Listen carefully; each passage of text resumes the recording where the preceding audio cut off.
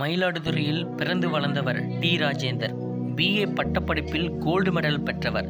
தொடர்ந்து MA படித்தார். வசதியற்ற குடும்பம் என்பதால் இவருக்கு தியேட்டரில் படம் பார்க்க கூட காசு இருக்காது. அப்போது மயிலாடுதுறையில் பியர்லெஸ் என்ற திரையரங்குக்கு வெளியே வாரந்தோறும் 3 மணி நேரம் நின்றிருப்பார். காரணம், அந்த தியேட்டரில் ஓடும் படத்தின் வசனங்களும் பாடல்களும் வெளியே வரை கேட்கும். அதை கேட்பதற்காகவே இப்படி நிற்பார்.